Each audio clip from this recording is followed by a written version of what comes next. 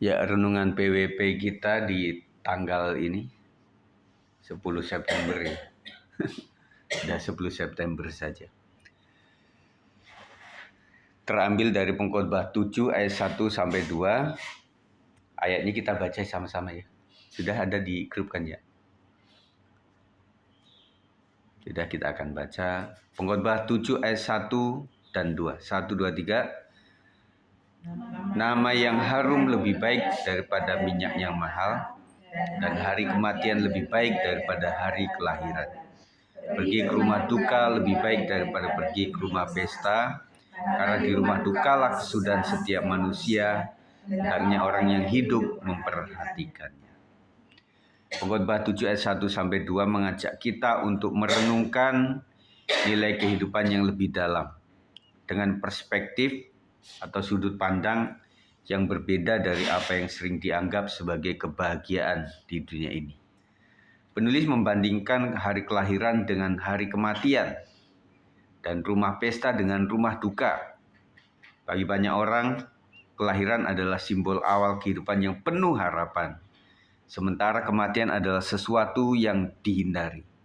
Namun ayat ini mengajak kita untuk menyadari bahwa dalam kematian ada pelajaran yang sangat penting. Yang pertama, nama yang harum. Ayat ini mengingatkan bahwa nama yang baik, yaitu reputasi, karakter, dan warisan spiritual yang kita tinggalkan lebih berharga daripada kekayaan material atau pencapaian duniawi. Minyak yang mahal di sini menggambarkan sesuatu yang mewah, tetapi nama yang harum adalah simbol hidup yang dijalani dengan integritas dan takut akan Tuhan. Warisan terbaik yang bisa kita tinggalkan adalah nama yang dihormati karena perbuatan baik dan kesetiaan kita kepada Tuhan. Yang kedua, kematian dan refleksi hidup. Bagian ini juga menyatakan bahwa hari kematian lebih baik daripada hari kelahiran. Mengapa demikian? Karena pada saat kematian hidup kita dievaluasi dan kita bisa melihat hasil dari perjalanan panjang kehidupan kita. Kematian mengingatkan kita akan fananya hidup dan mendorong kita untuk hidup dengan makna yang lebih dalam, tidak hanya mengejar hal-hal duniawi, tetapi untuk mengejar yang kekal. Yang ketiga, rumah duka dan kesadaran. Saat kita pergi ke rumah duka, kita dihadapkan pada kenyataan hidup dan kematian.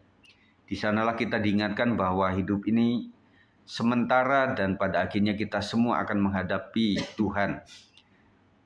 Renungan ini mengajak kita untuk merenungkan bagaimana kita menggunakan waktu yang diberikan Tuhan. Apakah kita hidup dengan penuh tujuan dan memperhatikan hal yang benar-benar penting? Sebagai kesimpulan dari Pengkhotbah 7 ayat 1 sampai 2, bukan mengajak kita untuk menjadi pesimis atau takut akan kematian, tetapi sebaliknya agar kita lebih sadar dan bijaksana dalam menjalani hidup. Hidup yang berharga bukanlah tentang seberapa besar kekayaan kita kumpulkan atau seberapa bahagia kita di pesta, tetapi seberapa baik kita hidup di hadapan Tuhan dan apa yang kita tinggalkan bagi generasi mendatang. Semoga renungan ini mengingatkan kita untuk selalu mengejar hidup yang berkenan di hadapan Tuhan dan memperhatikan warisan rohani yang kita tinggalkan. Amin untuk renungan kita.